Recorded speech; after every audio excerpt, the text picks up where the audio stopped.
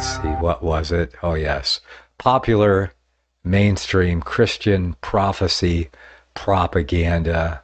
We're looking at the top selling books in Christian prophecy, and they're all false prophecy. So I was looking at this one, and the name of this book is Witnessing the End, Daniel 77s and the Final Decree Everyone Missed. Oh, no. The final decree. Well, I cover all the decrees, the 6 decrees of Daniel 70 weeks. I didn't miss anything. So this guy probably thinks, well, I found something new, or he found a new way to spin it or something. I'd have to get his book to read it, but I'm not gonna pay $22 for his book to read it. Maybe I'll request a review copy from him. Yeah. But if he looks me up, he probably won't give me one. There you go. Yeah. So, if somebody sells his, but it looks like it's pretty new. But it looks like he goes really into depth in a lot of things, more than most dispensationalists do. Just looking at his chapter and chapter sections here and reading them, connecting Matthew 24 to 1st and 2nd Thessalonians. Nah, that doesn't work. Connecting 24 to the first 6 seals. No, the 6 seals are not in Matthew chapter 24 at all. Matthew chapter 24 has nothing to do with the 6 seals. And I'll tell you why. Because there were 2 questions asked. Okay? When shall these things be? Referring to the destruction of the temple, the city and the nations, and everything that would happen about that time. So those were things that would happen in their lifetime. Okay, that was the first question. The second question was his return and the end of the world. Okay, some people want to split it into 3 questions, but it's the same question referring to the same time. So the King James Version got it right. They put 2 question marks in there.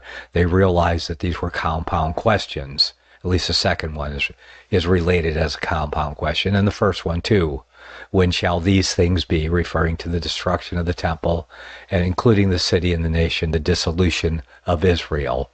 The time determined would come to an end. So the first 6 seals are nowhere in here.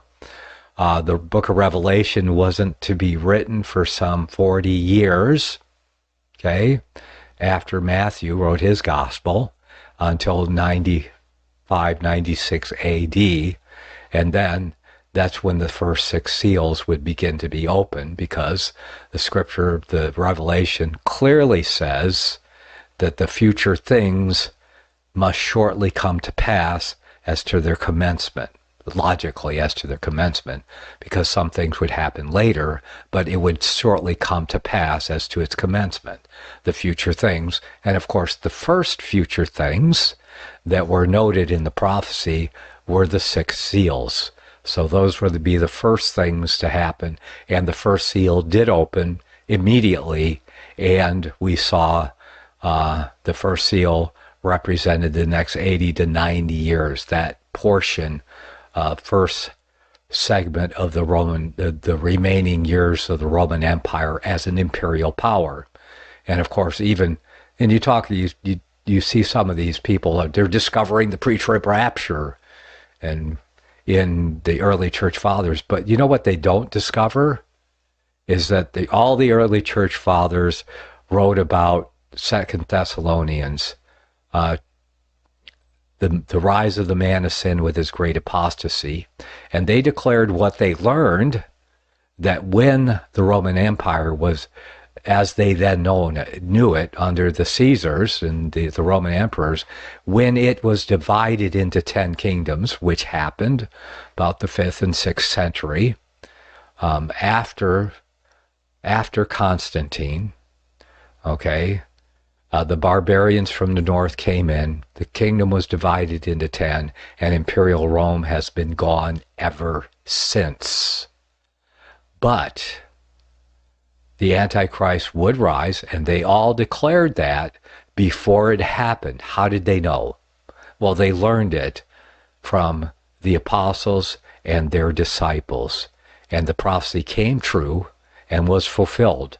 But see, they won't tell you about that. They'll tell you only about the parts that they can conjecture of what the early church fathers said, that they conjecture in the same way they conjecture the Bible to give them a pre-tribulation resurrection that happens before the resurrection, the first resurrection enumerated in the Revelation when Jesus returns.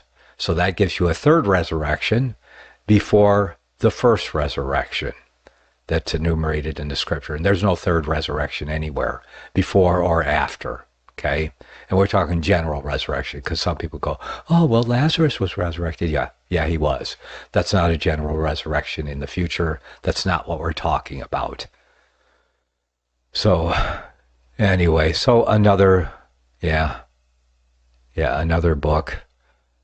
The age of the millennium, they're right on the millennium to a degree, but they don't really understand it because they don't understand everything before it.